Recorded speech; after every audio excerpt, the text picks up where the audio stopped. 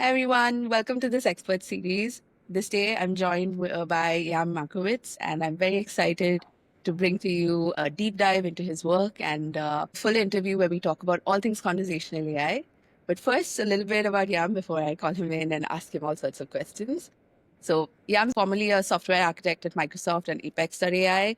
He brings this unique combination of very deep technical expertise and systems thinking to AI development. He's got extensive experience in high performance computing and system architecture, including building real time systems with microsecond level precision for autonomous vehicles.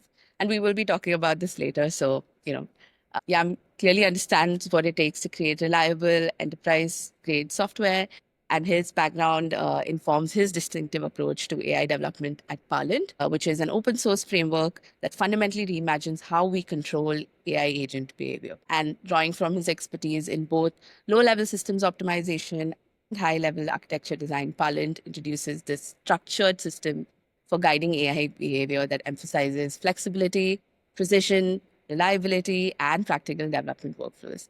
So we have a lot to talk about, and clearly that was a mouthful, but yeah, welcome to this. Thanks. I need to apologize in advance. I'm notorious for producing mouthfuls and being quite long-winded. That's the whole fun of this. So very excited to have you here. I think I want to start, overall with just understanding your belief system in conversational AI and what is something that you feel is true about conversational AI that very few people understand. So when we started with MC and Parlant, MC is the name of the company, Parlant is the name of our open source project. When we started, which was about 18 months ago, I would say, it seemed like nobody at the time was really getting it. But I'm happy to see these days that, like, I'm seeing more posts on LinkedIn and places like that where people are starting to talk in that direction. So the fact that the problem of getting an AI to do what we want is not a purely algorithmic challenge. And what I mean by that is that if GPT-5 or GPT-10 comes out, it's not going to do any better. It's catering to what you specifically want the AI to do. Just the same way as you're training a new employee, right?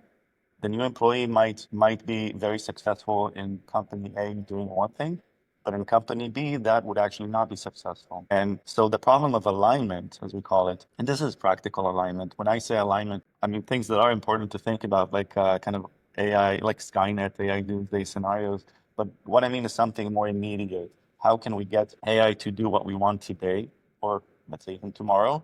And so the problem of alignment is not purely algorithmic. It requires people to be able to tighten their expectations or in some form explain their expectations and what is considered acceptable in their use case and for them personally. And because we saw that we started kind of walking around in the areas of people who have been developing AI agents in the past, not the distant past, but the past 7 years or so, which have been large enterprise companies like United Healthcare, McDonald's, banks.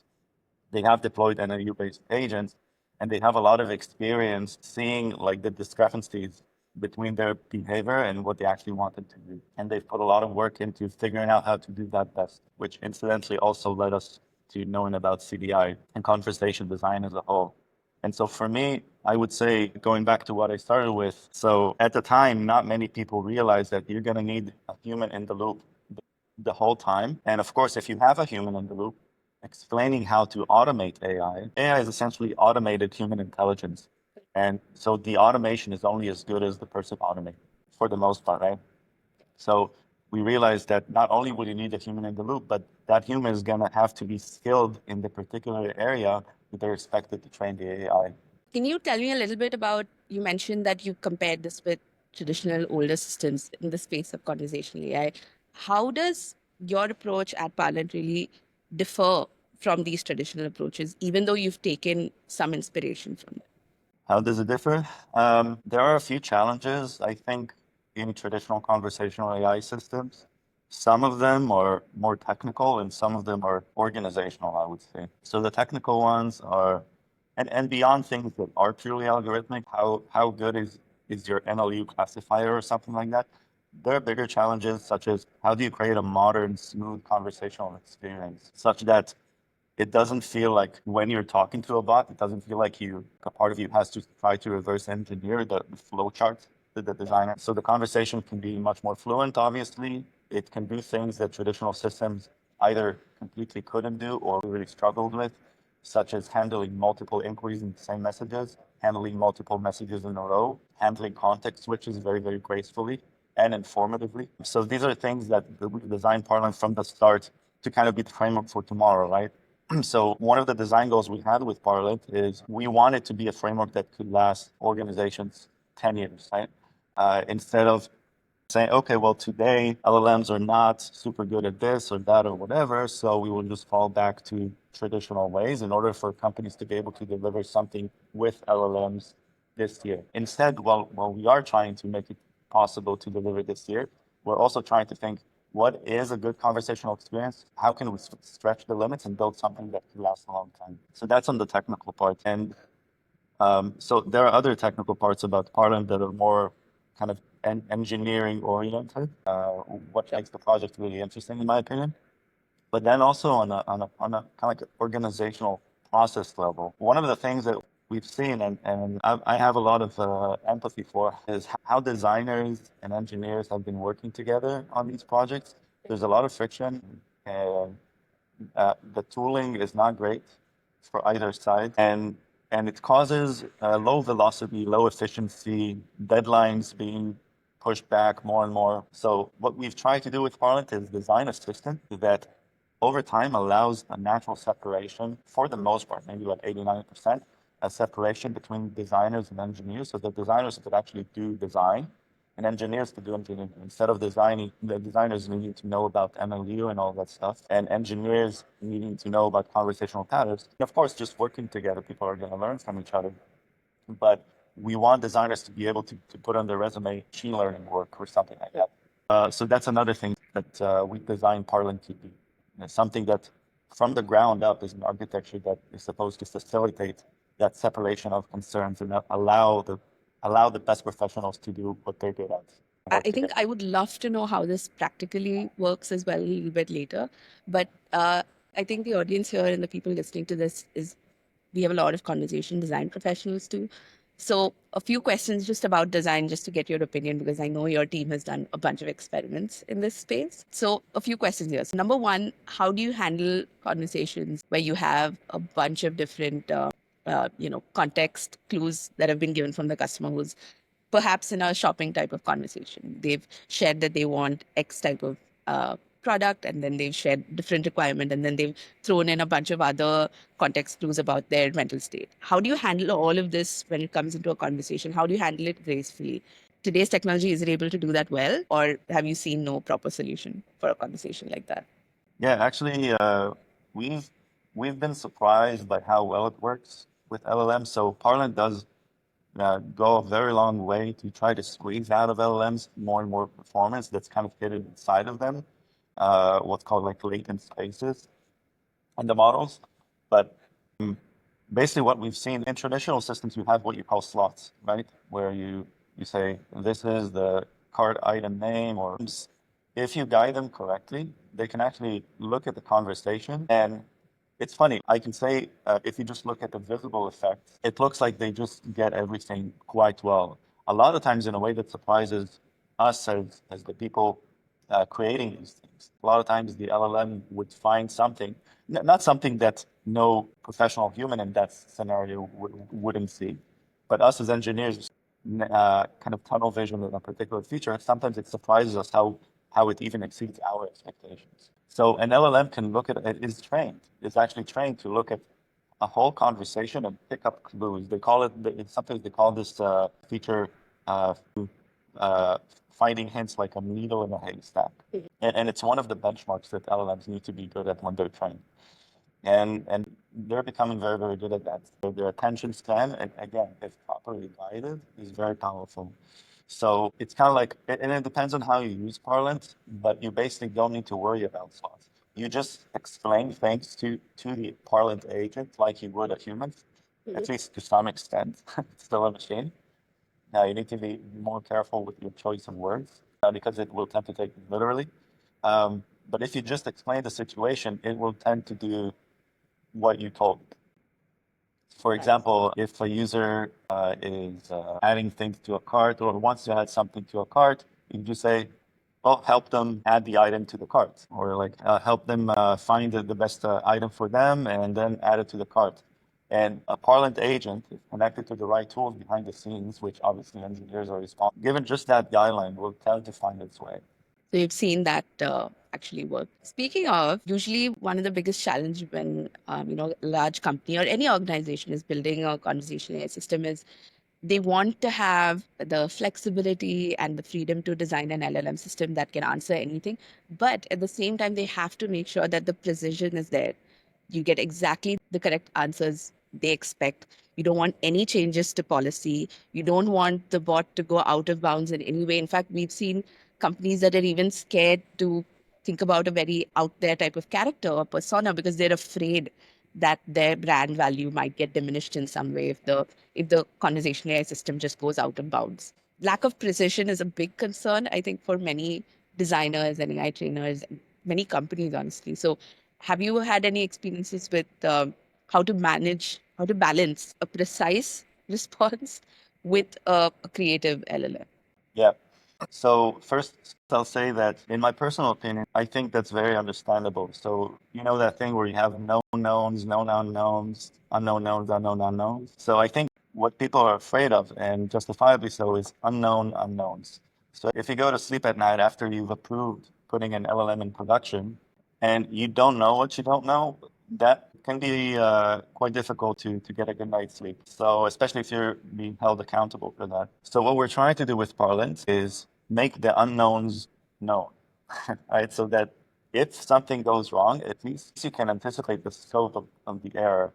And that's actually the same as what you have today with NLU, right? Because an NLU can still extract slots the wrong way. We see that happen a lot. And NLU can still misclassify the situation and say something that was approved, but at the wrong time, the wrong context. But organizations have found ways to deal with that. That is now familiar. That feels controllable.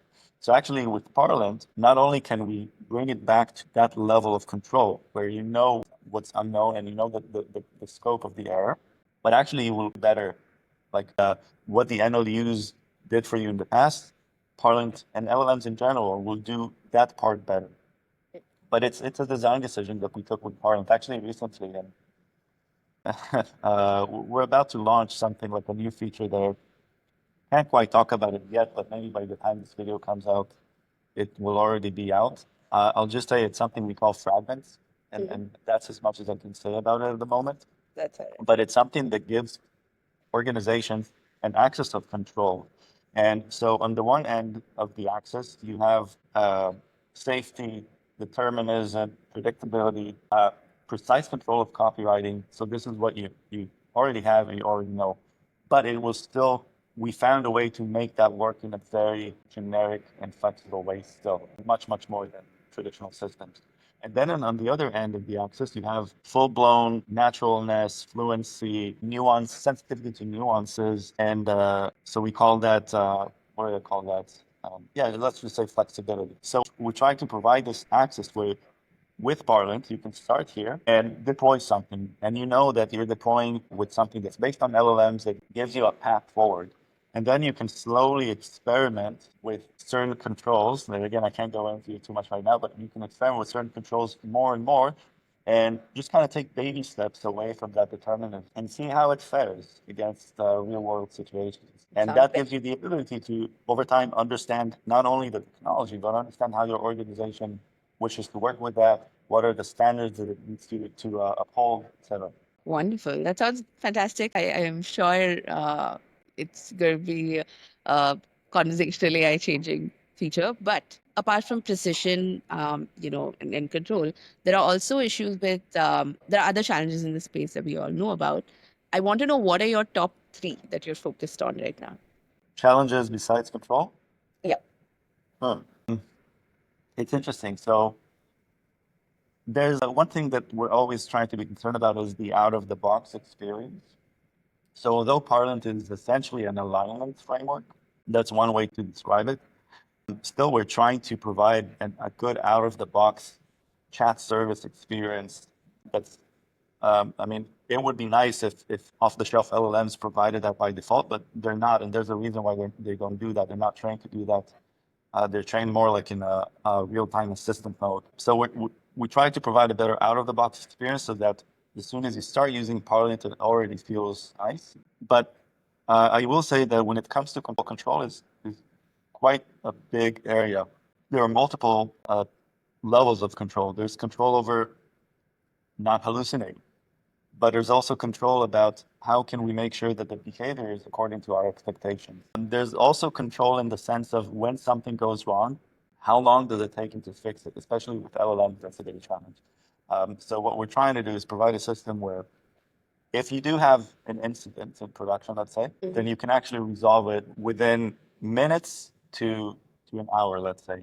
And it doesn't have to become a research project where you have to figure out the right fine-tuning data set for the agent. You don't have to figure out prompts, like Alan Nichols said, prompt and pray. So yeah, incident response, mitigation, rapid development, and those are other things that we're trying to bring to the table. And always kind of keep in mind that we're not sacrificing. Understood. And one of the most common questions I think with a conversational AI team is how are you testing this and making sure that it's 100% perfect? We already know that we cannot guarantee 100% accuracy is, I think, written in very bold letters across every single platform, that is for sure. But how does Parlant solve this problem? Because testing and shipping is usually the period of time that takes the most of effort and has the most unpredictable outcome. So yeah, what are you doing in that space? That's one of the topics that's really dear to my heart. I've been into testing, been a big proponent of automated testing for the past 15 years at least. So with Parlant, first of all, from the engineering side, we follow something called test-driven development. And because it's open source, everybody can actually go on GitHub and see exactly how we do that. What test-driven development means is that you don't develop a feature before you've clearly articulated what test is it supposed to pass. What are your expectations? And so Parlant has dozens, maybe over 100 at this point, different tests in various different scenarios, and that test suite keeps growing. It actually has come to the point where it can function as a pretty high-level, high-quality benchmark for new LLMs. That's how we personally test when DeepSeek V3 came out. That's how we kind of have our own judgment of how good this model is. We run it against the Parlant benchmark and then we see how it fares in other LLMs. But also, so that's on again on the out-of-the-box level. But then, obviously, if you're developing an agent and it has a measure of non-determinism in it, you want to be able to test it continuously. And so what we're doing with Parlant is we actually have an API where you can set up your agent's configuration. You can set up a conversation, and that's how we test it internally. You set up these various conversations, and then you ask it to respond. And then you assert something on its response. And the assertion itself is actually done using an LLM. So for example, you could say, it asserts that in this scenario, the agent offered X, or the agent did not say Y. And once you build these tests, you have a test suite, and you can run it continuously. And if you do that, then what the test suite has become is what's called a regression test suite. So if you have 100 tests, tomorrow you have 200 tests, you want to deploy to production, you have a safety net that makes sure that what you're about to deploy does not regress from. And how does this work for a domain-specific type of agent? Maybe I have a bot in finance, or maybe that's in education. Are these 100 tests then customized per domain, or how does that work? Yeah, you write them. You define it's your agent's identity, it's your agent's guidelines, glossary, etc.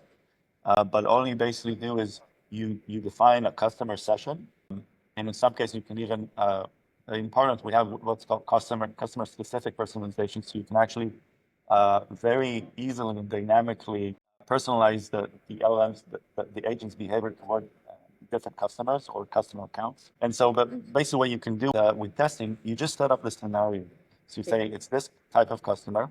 This is how the conversation went. She said that, and you said this, she said that, and you said this. And these are, and now please respond. And then you assert something in its response. And that gives you the confidence that it handles that particular type of situation well. Now, again, if you have 200 of those and you run that test with one, two, three times before deploying, then you get a very high measure of confidence.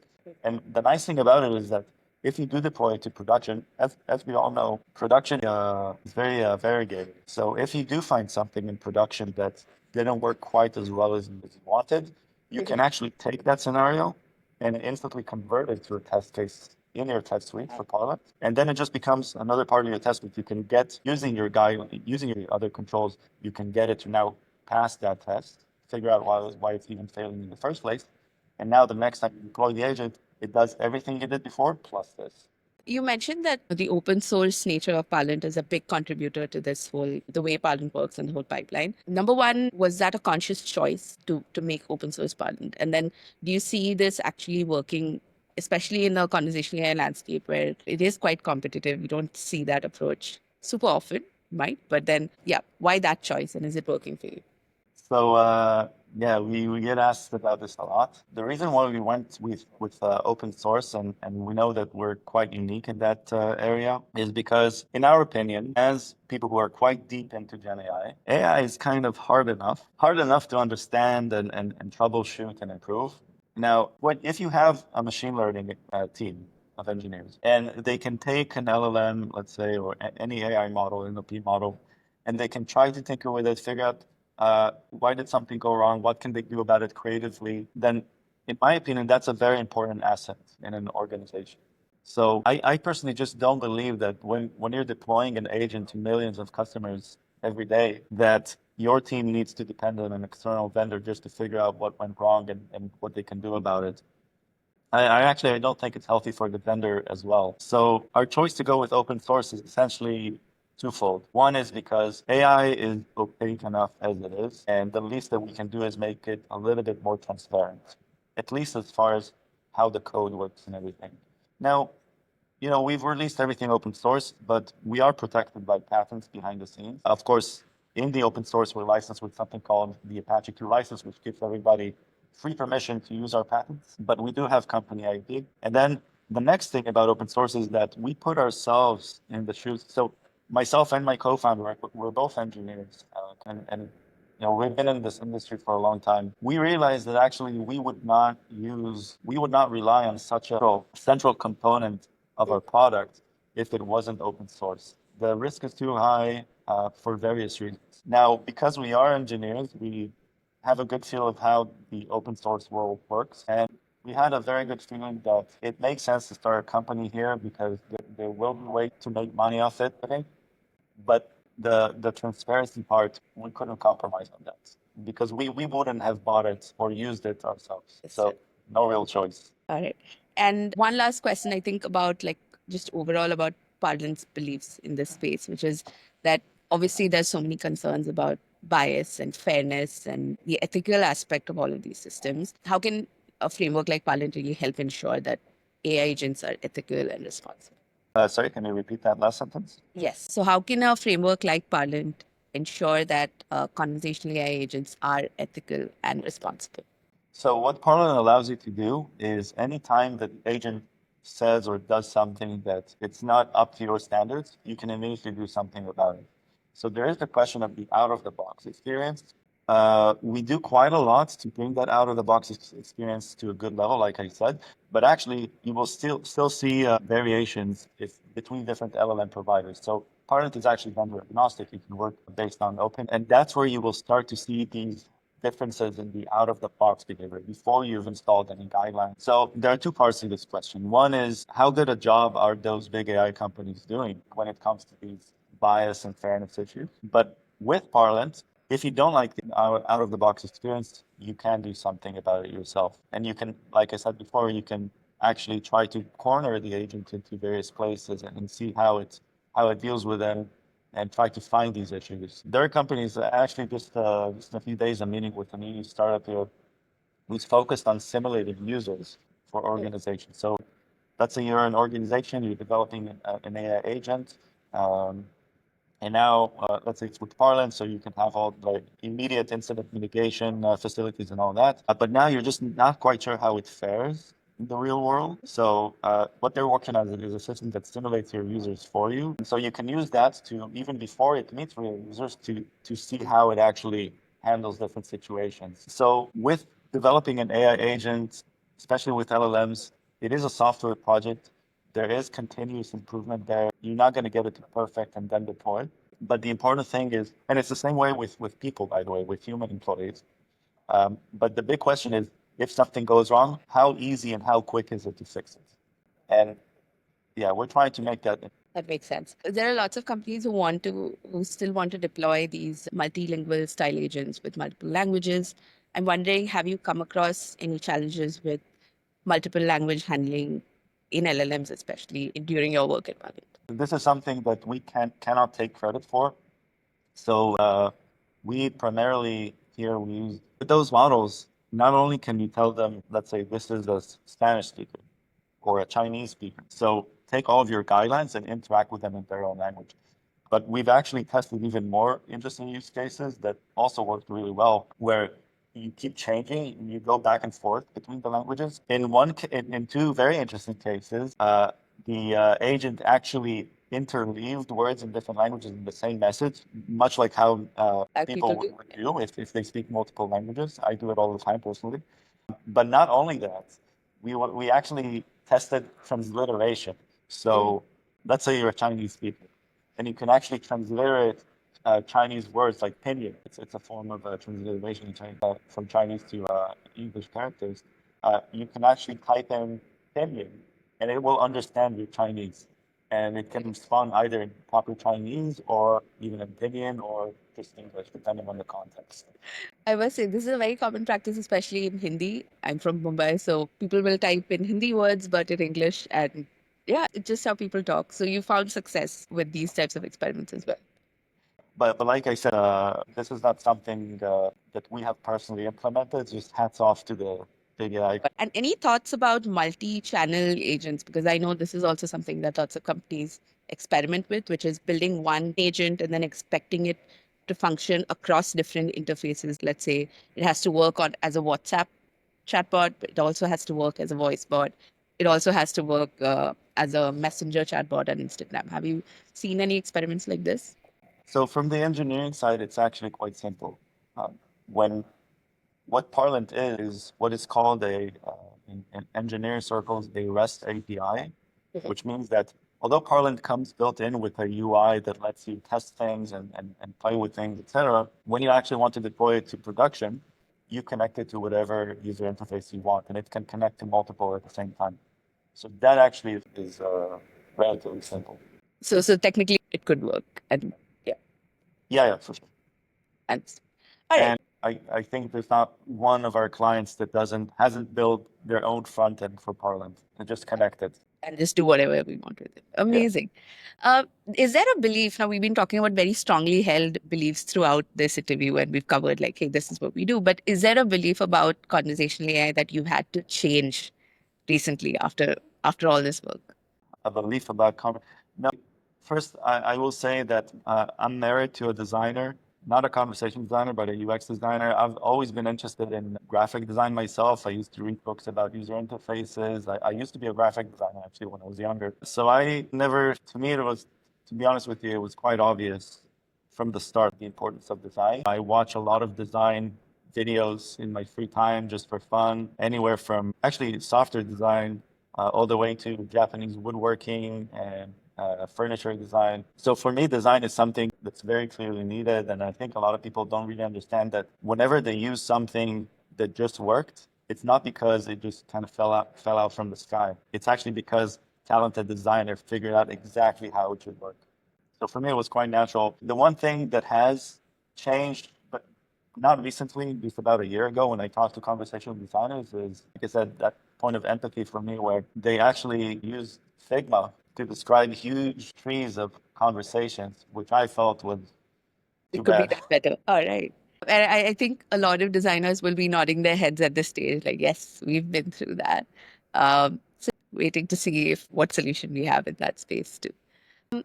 Lastly, about just a few things for the future of conversational AI and the roles in this space. What's a key thing after all of these experiments that you look for in a conversational AI team member? Well, to me, is what I look for in all team members is, and I don't want to sound like a big cliche, but it's It's the feeling that somebody really cares about something, really has attention to details, really cares about this choice that I'm making now, how could it play out? And really being able to analyze, or in this situation, it could play out like this, and like 80% would work well, but 20% it wouldn't, and really figuring out what that 20% looks like. So a lot of somebody who's really pedantic and he just cares about their work. And it's actually that type of person that I really, really want to empower with something like Parlant, because I want to, if you can imagine it, right? If you know it should work better in this such and such scenarios, I want you to be able to do that. It's yeah, like I said, it's that person that I really, really care about empower, and it's the nature of our team as well. So we feel the pain of not being able to do something when something goes wrong. And is there a specific skill set that you found very difficult to see in designers? Is there a specific combination or skill set that you found super difficult to find in the market today?